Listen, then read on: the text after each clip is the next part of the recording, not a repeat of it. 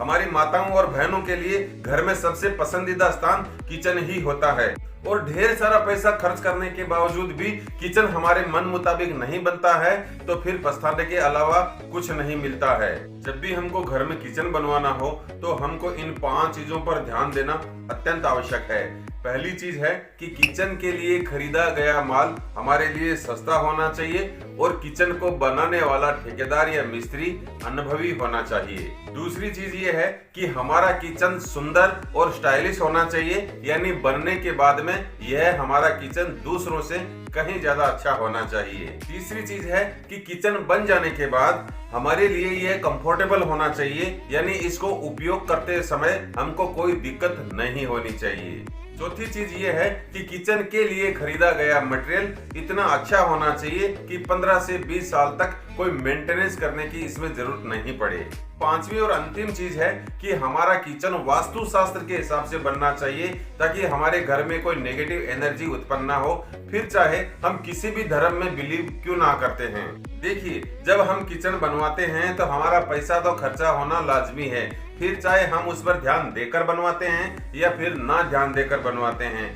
Kitchen बनवाते समय अगर हम छोटी छोटी बातों पर भी ध्यान देते हैं तो ना सिर्फ हम अपने किचन को सुंदर बना सकते हैं बल्कि मजबूत, स्टाइलिश और सस्ता भी बनवा सकते हैं। नमस्कार मित्रों, मैं हूं आपका होस्ट और दोस्त कॉन्ट्रैक्टर गोपाल प्रजापत और आप देख रहे हैं हमारा यूट्यूब चैनल कॉन्ट्रैक्टर जी।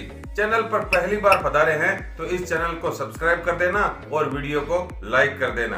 अगर आप भी चाहते हैं कि आपकी गाढ़ी कमाई का पैसा खर्च करने के बावजूद भी किचन सही नहीं बनता है तो आपको मेरे बताए गए ये टिप्स पर जरूर ध्यान देना चाहिए। इस वीडियो के अंदर मैं आपको 10 ऐसे टिप्स बताऊंगा जिसको अपनाकर आप अपने किचन को सुंदर भी बना सकते हैं, पैसा भी बचा सकते हैं, समय भी बचा सकते हैं और अपना दिमाग खराब होने से भी बचा सकते हैं। पॉइंट नंबर 1, सबसे पहले हमको इस बात का ध्यान रखना है कि जब हम किचन बनाना शुरू करते हैं तब हम किचन को डायरेक्ट फ्लोरिंग से खड़ा नहीं करना चाहिए। सबसे पहले इसके नीचे 1 या 2 इंच की एक ओटली बना लेनी है, एक प्लेटफॉर्म बना लेना है और उसके ऊपर से ही वर्टिकल पार्टीशन खड़े करके किचन बनाना शुरू करना है। और यह किचन की ओटली हम इसलिए बनाते हैं ताकि हमारा मेन फ्लोरिंग धोते समय इसका पानी किचन के खानों में ना चला जाए और जब किचन के ड्रॉवर और दरवाजे वगैरह भी बनाते हैं तब वह दरवाजे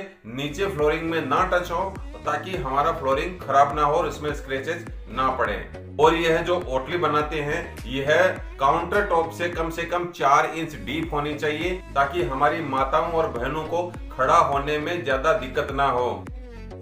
दूसरी इस बात का ध्यान रखें कि किचन का पार्टीशन बनाते समय कभी भी ब्लॉक या ईंट का इस्तेमाल नहीं करना चाहिए। ब्लॉक या ईंट से बनाए गए पार्टीशन काफी ज्यादा जगह रोक लेते हैं और हमारे किचन में एक इंच की इंपॉर्टेंस बहुत ज्यादा होती है। इनकी बजाय आप यहाँ पर मार्बल, कोटा, ग्रेनाइट या कड़प्पा का इस्तेमाल कर सकते हैं या फिर आप दोनों तरफ सरमाइका लगाकर आप प्लाई को भी खड़ा कर सकते हैं। लेकिन मैं यहाँ पर आपको प्लाई या लकड़ी के लिए ज्यादा रिकमेंडेशन नहीं करूंगा क्योंकि इसमें सीलन, दीमक, कीट, कीटाणु लगने का रिस्क बना रहता है। इसलिए जहां तक हो सके आपको वर्टिकल पार्टीशन में पत्थर का ही इस्तेमाल करना चाहिए। अगर आप पत्थर या प्लाई की पार्टीशन खड़े करते हैं और बाद में इसमें दरवाजे या ड्रॉवर वगैरह बनाते हैं तो इसमें दिक्कत नहीं आने वाली है, बल्कि अगर आप ब्लॉक या ईंट से बनाते हैं तो इसमें दिक्कत जरूर आने वाली है। अगर आपकी कोई खास मजबूरी ना हो तो आप मार्बल, कोटा, ग्रेनाइट या कड़प्पा का ही इस्तेमाल करें। लकड़ी और प्लाई को अवॉइड करने की कोशिश करें। पॉइंट नंबर 3 में तीसरी गलती यह करते हैं कि कई लोग किचन के नीचे खानों में शेल्फ डाल देते हैं। इन शेल्फ डालने की हमको जरूरत नहीं होती है। शेल्फ डालने की वजह से हम किचन में ड्रॉवर नहीं बना सकते, हम बास्केट नहीं बना सकते और बास्केट अगर ड्रॉवर नहीं बना पाएंगे तो हमारी जो जगह है वो बहुत ज्यादा वेस्टेज होने वाली है। इसलिए कभी भी भूलकर भी किचन के नीचे इस तरीके के शेल्फ ना बनाएं। अगर आपका बजट कम है और आपको ऐसा लगता है कि अभी मेरा बजट ड्रॉवर या बास्केट बनाने का नहीं है तो सोचेंगे 10-15 साल बाद में सोचेंगे तब आप इसमें शेल्फ लगा सकते हैं। अदरवाइज अगर आपकी 1-2 साल या 2-3 साल के अंदर ड्रॉअर या बास्केट बनाने की गिनती है तो आपको अंदर शेल्फ नहीं लगाने चाहिए। और इसी प्रकार कुछ लोग किचन के ऊपर टाइल्स में भी शेल्फ डाल देते हैं, वह भी एक बहुत बड़ी गलती है। ऊपर शेल्फ डालने से किचन का लुक खराब हो जाता है, टाइल्स की डिजाइन और पैटर्न खराब हो जाता है और लुक वाइज वो बहुत ही भद्दा दिखता है। आपको ऐसी गलती बिल्कुल नहीं करनी है। पॉइंट नंबर 5, कई आर्किटेक्ट्स और इंजीनियर लोग आपको झूलता हुआ किचन बनाने की सलाह देंगे, लेकिन आपको उनकी बात को अनसुना करके झूलता हुआ किचन कभी नहीं बनाना है। झूलता हुआ किचन वो होता है जो लोहे की एंगल पर टिकाया जाता है। यह काउंटर टॉप सिंगल ग्रेनाइट में बनाया जाता है और नीचे की साइड में प्लाई के पार्टीशन खड़े कर दिए जाते हैं। इस प्रकार के किचन में वाइब्रेशन बहुत ज्यादा होता है और वाइब्रेशन होने के कारण पत्थर टूट जाता है और उसका कोई इलाज नहीं होता। किचन को दोबारा से रीमॉडल करके ही बनाना पड़ता है। इसलिए आज के बाद में कोई आर्किटेक्ट या इंजीनियर आपको झूलता हुआ किचन बनाने की सलाह दे तो वह सलाह उनको वापस वैसी की वैसी उनको वापस दे देना। और जैसे कि मैंने बताया, पत्थर के पार्टीशन खड़े करके हमेशा किचन काउंटर को डबल पत्थर में ही बनवाना चाहिए। उसके ऊपर आप खड़े भी हो जाते हैं तो भी उसमें कोई दिक्कत नहीं होती है। पॉइंट नंबर 6, किचन के लिए ग्रेनाइट पसंद करते समय विशेष ध्यान देकर ही खरीदना चाहिए। किचन के ग्रेनाइट में कहीं पर भी कोई लाइन, क्रैक, दाग, धब्बा वगैरह नहीं होना चाहिए और किचन में उपयोग होने वाले ग्रेनाइट का कलर प्लेन व्हाइट नहीं होना चाहिए। प्लेन व्हाइट कलर होने की वजह से आपको साफ सफाई का ध्यान ज्यादा रखना पड़ेगा।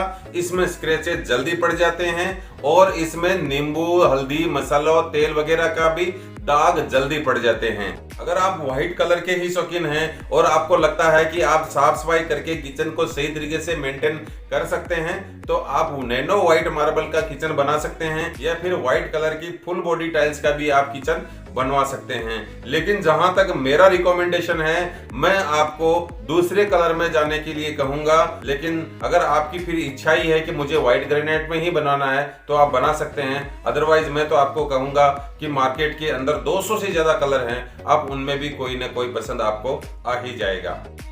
साथियों, पॉइंट नंबर 7 में मैं यह बताना चाहता हूं कि किचन के अंदर 2 चीजें बहुत इंपॉर्टेंट होती है। पहला होता है गैस का चूल्हा और दूसरा होता है सिंक। इन दोनों की प्रॉपर प्लानिंग नहीं की तो आपका किचन यूजफुल नहीं होगा और आपको दिक्कतों का सामना भी करना पड़ सकता है। अगर आप एल शेप में किचन बना रहे हैं तो एक साइड में सिंक को रखें, दूसरी साइड में गैस स्टोव को रखें। गैस स्टोव को उस दीवार पर रखना चाहिए जिस दीवार में आपकी विंडो आती हो, ताकि सब्जियों की भाप और धुआं वगैरह है वो खिड़की से निकल जाए। और इनका स्थान किचन बनाने से पहले ही हमको डिसाइड कर लेना है कहां पर सिंक आने वाला है और कहां पर गैस का चूल्हा आने वाला है। और एक खास इंपॉर्टेंट चीज, कभी भी गैस को और चूल्हे को एक ही दिशा में नहीं रखें। एक ही दिशा में रखने से वास्तु दोष उत्पन्न होता है। कहते हैं कि अग्नि और जल को पास पास में नहीं रखना चाहिए, इसलिए उनको अलग अलग डायरेक्शन में रखना चाहिए। अगर आप एक ही साइड में किचन बना रहे हैं,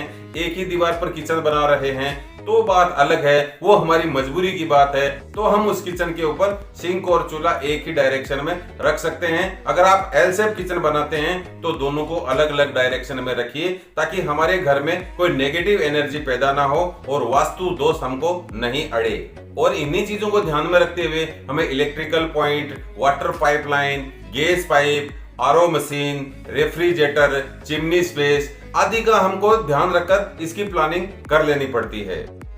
पॉइंट नंबर 8 है, किचन में जो चीज सबसे ज्यादा और जल्दी खराब होती है वो है किचन के नीचे बनाए गए ड्रॉवर और बास्केट के चैनल। इसलिए चैनल लगाते समय बिल्कुल भी कंजूसी ना करें। अच्छे और ब्रांडेड कंपनी के चैनल और कब्जे ही लगवाएं ताकि आपकी ट्रॉली और ड्रॉवर स्मूथली चलते रहें। 10-15 साल तक आपको कोई टेंशन ना हो। इसलिए हमेशा चैनल और कब्जे वगैरह जो मटेरियल है वो हमको ब्रांडेड ही लेना चाहिए। पॉइंट नंबर 9 है, किचन के नीचे वाले खानों में टाइल्स जरूर लगवानी चाहिए ताकि किचन में कोई भी कीड़े मकोड़े पैदा ना हो और साफ सफाई भी जल्दी हो सके। यह टाइल्स आपको 100 रुपए से 125 रुपए तक पेटी आपको मिल जाती है। खानों के अंदर महंगी टाइल्स लगवाने की जरूरत नहीं है। टॉयलेट, बाथरूम, किचन या वॉश बेसिन की बची हुई टाइल्स, वेस्टेज टाइल्स भी इसके अंदर लगवा देते हैं तो भी आपका काम हो जाता है। लेकिन खानों के अंदर टाइल्स लगवाएं जरूर। पॉइंट नंबर 10, सबसे मेन और इंपॉर्टेंट बात इस 10वें पॉइंट में है, किचन में फेसिया पट्टी जरूर लगवानी चाहिए। कई लोग उसको दर्शन पट्टी या पानी पट्टी भी कहते हैं। यह फेसिया पट्टी इसलिए लगाने की जरूरत होती है कि जब किचन प्लेटफॉर्म पर कुछ दूध, पानी, सब्जी का रसा, तेल, मसाले आदि गिर जाते हैं तो वह बहकर हमारी ओर आ जाते हैं और हमारे कपड़े खराब कर देते हैं। फेसिया पट्टी अगर होती है तो वह उसको वहीं रोक लेते हैं और उसको आप आसानी से सिंक की तरफ बहा सकते हैं। इसलिए किचन में फेसिया पट्टी जरूर लगवानी चाहिए। एक और महत्वपूर्ण बात कि किचन प्लेटफॉर्म का जो स्लोब है वो सिंक की तरफ होना चाहिए। तो जब भी हम किचन को साफ सफाई करते हैं या बाई चांस गलती से भी हमारे कुछ दूध अगर गिर जाता है तो वह किचन की तरफ अपने आप बह के चला जाए, दूसरी तरफ ना जाए।